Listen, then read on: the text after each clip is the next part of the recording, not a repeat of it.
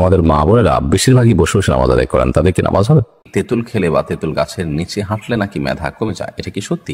ফরজ গোসলের উত্তম পদ্ধতি কি? শিক্ষকরা যদি শরীরের কোন স্থানে প্রহার করে তাহলে সে স্থানকে জানাতে যাবে? তেঁতুল গাছের কাঠ দিয়ে ঘর বানানোর ব্যাপারে কি কোনো নিষেধাজ্ঞা আছে? এটা কি অশুভ? মাগরিবের জামাতের আগে কি আসরের কাজা নামাজ আদায় করা যাবে? আমার মেয়ের আকিকা করানোর জন্য কোনো এতিমখানায় খাসি দিয়ে দিলে কি আকিকা আদায় হবে? বাচ্চা ডেলিভারির সময় ও পরে 40 দিন যে কাপড় মায়েরা পরিধান করেন, পরবর্তীতে সে কাপড় ধুয়ে পরিধান করে কি নামাজ পড়া যাবে? আমরা যারা শহরে থাকি তারা চিরুনির সঙ্গে উঠে আসা চুল ফেলবো কোথায়? আমার বোনের ছেলে 11 বছর হওয়ার আগে মারা গিয়েছে। ও আমাদের ভীষণ প্রিয়, ভালোবাসার ছিল। ওর স্মৃতি হিসাবে কি ওর ছবি ফোনে রাখতে পারবো? চলুন তাহলে আর কথা না বাড়ি আমরা প্রশ্নোত্তরে চলে যাই সরাসরি। আহমেদ রবিন খান আপনি লিখেছেন, শিক্ষকরা যদি শরীরের কোন স্থানে প্রহার করে তাহলে সে স্থানকে জানাতে যাবে? এটা ছোটবেলা থেকে শুনে আসছিলাম। একেবারে কুসংস্কারজনক কথা, ছোট পোলাপানকে প্রবোধ দেওয়ার জন্য, সান্ত্বনা দেওয়ার জন্য জাতীয় কথা বলা হতো, কিন্তু এরকম কথা বলা অনুচিত এবং ভুল কাজ। কর্ম হাদিসের নামে মিথ্যা কথা বললে সেটি ভয়াবহ গুনাহের কথা, সেটি থেকে আমাদের বেঁচে থাকা কর্তব্য। শিক্ষক কোনো জায়গায় প্রহার করলে সেটি জান্নাতে যাবে, জাহান্নাম থেকে মুক্ত থাকবে, এরকমটি ভুল কথা। এরকম যদি হতো তাহলে পুরো শরীরে শিক্ষককে দিয়ে হালকা পাতলা করে পিটিয়ে জাহান্নাম থেকে মুক্ত আমরা হয়ে যেতাম। খুব সহজ একটা ওয়ে হতো, তাই না? এরকম কোনো কথা কোরআন হাদিস দ্বারা প্রমাণিত না, সম্পূর্ণ মন গড়া কথা। এমনি ফিরোজ আলম খান আপনি লিখেছেন, তেঁতুল গাছের কাঠ দিয়ে ঘর বানানোর ব্যাপারে কি কোনো নিষেধাজ্ঞা আছে? এটা কি অশুভ? না, এরকম কোনো অশুভ নাই। যে কোনো গাছের কাঠে আমরা আমাদের ঘর বাড়িতে লাগাতে পারবো, এতে কল্যাণের কোনো ব্যাপার নেই। আমরা যদি এরকম কোনো কিছু মনে করে থাকি সেটা একান্তই আমাদের কুসংস্কার ছাড়া আর কিছুই নয়। সঞ্জিদা কনা আপনি লিখেছেন, আমার মেয়ের আকিকা করানোর জন্য কোনো এতিমখানায় খাসি দিয়ে দিলে কি আকিকা আদায় হবে? মেয়ের আকিকা হোক, ছেলের আকিকা হোক, আকিকার গোশত কোরবানির গোশতের মতো নিজেরা খেতে পারেন, আত্মীয় স্বজনকে খাওয়াতে পারেন, গরিবদেরকে দিতে পারেন। আপনি যদি পুরো আকিকার পশুটি এতিমখানা বা মাদ্রাসা বা কোনো গরিব মানুষকে দিয়ে দেন এবং বলে দেন তুমি আমার তরফ থেকে আকিকা করে নিও, তাহলে সে যদি আপনার বাচ্চার তরফ থেকে আকিকা হিসাবে এটাকে জবে করে নিজেরা খেয়ে নেয়, আকিকা আদায় হয়ে যাবে। তবে এমনটি করা আমরা অনেকে মনে করি জরুরি বা বিশেষভাবে এটা করাটা বোধ হয় কাঙ্ক্ষিত। এই ক্ষেত্রে ব্যাপারটা সেরকম না। এটা একান্ত আপনার ইচ্ছার উপর নির্ভর করে যে আমার পুরো আকিকার গোশত আমি এতিমদের খাওয়াতে চাই, এটা আপনার ব্যাপার। কিন্তু আকিকার গোশত নিজেরা খাওয়া, অন্যদেরকে খাওয়ানো কোরবানির গোশতের মতো, এটা সম্পূর্ণভাবে জায়েজ।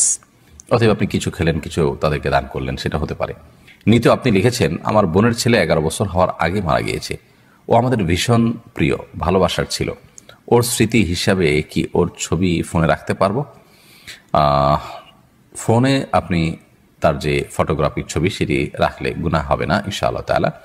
তবে অনেক ওলামায়ে কেরাম এই ফটোগ্রাফিক ছবিকেও প্রিন্টেড ছবির মতোই হারাম মনে করেন এবং নিষেধ করেন। সেজন্য আপনি যদি মতপার্থক্যের ঊর্ধ্বে উঠতে চান এবং অতি সতর্ক থাকতে চান, তাহলে সেক্ষেত্রে এই ছবি আপনার না রাখাই উত্তম হবে। তবে আমরা এটাকে জায়েজ মনে করি। তানজিম যারা আপনি লিখেছেন, আমি ছোট থেকে শুনে আসছি তেঁতুল খেলে বা তেঁতুল গাছের নিচে হাঁটলে নাকি মেধা কমে যায়, এটা কি সত্যি? এটার কোনো বৈজ্ঞানিক ভিত্তি তো নেই এবং কোরআন হাদিসের আলোকেও এটি প্রমাণিত নয়। এটির কোনো অভিজ্ঞতা দ্বারা প্রমাণিত আছে কিনা আমি জানি না। তবে কোরআন হাদিস দৃষ্টিকোণ থেকে এরকম কোনো কথা তো নেই, বরং বৈজ্ঞানিকভাবেও তেঁতুল খেলে ব্রেইন কমে যায়, মেধা কমে যায়, এরকম কথা আছে বলে আমি জানি না। বিষয়টি আমি মানে কিছুটা ঘাটার চেষ্টা করেছি, তবে এরকম কোনো বিষয় আমার চোখে পড়েনি। বিষয়টিকে আপাত দৃষ্টিতে কুসংস্কারই মনে হয়। তবে যদি অভিজ্ঞতা দ্বারা এটি প্রমাণিত হয়, গবেষণা দ্বারা প্রমাণিত হয়, তাহলে ভিন্ন কথা। কিন্তু সেরকম কিছুও কিন্তু কোথাও আছে বলে আমার জানা নেই এবং আমি অন্তত এ পর্যন্ত দেখিনি। তাহারাত তানি আপনি লিখেছেন, আমরা যারা শহরে থাকি তারা চিরুনির সঙ্গে উঠে আসা চুল ফেলবো কোথায়? বাইরে ফেলার পর ময়লা ফেলার লোকেরা বিক্রি করলে কি আমাদের গুনাহ হবে? কেউ যদি কুড়িয়ে নিয়ে বিক্রি করে তাহলে আমাদের গুনাহ হবে না। তবে আমরা চাইলে আমাদের আশেপাশে যেখানে খুব বেশি আপনার ময়লা নয়, ড্রেন ইত্যাদি নয়, খুব নোংরা জায়গা নয়, সেরকম জায়গা আমরা ফেলে যেতে পারি এবং সেই জায়গাগুলো আমরা খুঁজে বের করতে পারি। আবার প্রতিনিয়ত তো আর খুঁজে বের করা যায় না, তাহলে সেক্ষেত্রে আমরা কোনো এক জায়গায় সঞ্চয় করে রাখতে পারি। একসাথে হলে পরে কোনো মাটির নিচে পুঁতে ফেললাম বা কোনো জায়গায় ফেলে দিলাম, সেই কাজটি আমরা করতে পারি। মানুষের শরীরে কোনো অংশ বিক্রি করা জায়েজ নয়, এটা মানবতার অপমান। যার কারণে কোনো ব্যক্তি তার শরীরের কোনো কিছু, সেটা চুল হোক, অন্য কিছু হোক, এগুলো বিক্রি করে এটা জায়েজ নয়। কেউ যদি কুড়িয়ে নিয়ে বিক্রি করে তাহলে সেক্ষেত্রে আপনার গুনাহ হবে না। ফাতিমা রহমান লিখেছেন, বাচ্চা ডেলিভারির সময় ও পরে 40 দিন যে কাপড় মায়েরা পরিধান করেন, পরবর্তীতে সে কাপড় ধুয়ে পরিধান করে কি নামাজ পড়া যাবে, নাকি সেই কাপড় ফেলে দিতে হবে? বাচ্চা ডেলিভারির সময় এবং পরবর্তীতে 40 দিন কাপড় থাকে, সেই কাপড়গুলো যদি নাপাক থাকে, রক্ত থাকে, সেগুলো ধুয়ে তো অবশ্যই তারা পবিত্র করে পড়তে পারবেন। এই কাপড় ফেলে দেওয়ার কোনো কারণ নেই। যদি সেগুলো পরিচ্ছন্ন করে পড়ার সুযোগ থাকে অবশ্যই তারা পড়তে পারবেন। হৃদয়, আপনি লিখেছেন মাগরিবের জামাতের আগে কি আসরের কাজা নামাজ আদায় করা যাবে? মাগরিবের জামাতের ঠিক আগ মুহূর্তে যদি হয়, সূর্য ডুবছে তখন করা জায়েজ হবে না। সূর্য ডুবে গেছে, মাগরিব রক্ত হয়ে গেছে, তারপর চাইলে আপনি কাজা করতে পারেন যদি সুযোগ থাকে। আর না হলে সূর্য ডুবার যথেষ্ট আগে, ধরুন সূর্য ডুবার 15 মিনিট আগে, 20 মিনিট আগে আপনি মাগরিবের আসরের নামাজ কাজা থাকলে সেটি পড়লেন, সেটি আদায় করতে পারেন, কোনো অসুবিধা নেই। শরীফুল ইসলাম শরীফ, আপনি লিখেছেন ফরজ গোসলের উত্তম পদ্ধতি কি?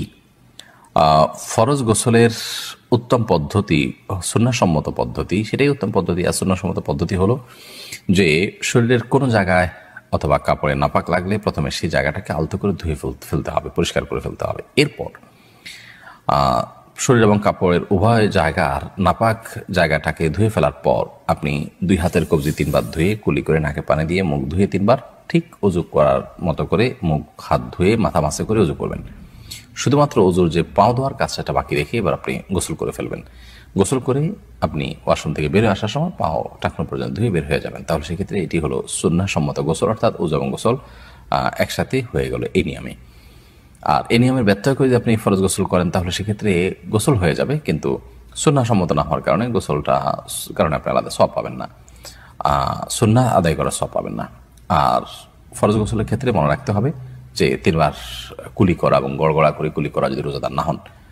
রোজাদার হলে সেক্ষেত্রে গড়গড়া করবেন না, রোজাদার না হলে গড়গড়া করে কুলি করবেন এবং নাকে পানি দিবেন, যতটুকু সম্ভব নাকে পানি দিয়ে নাক ঝাড়বেন।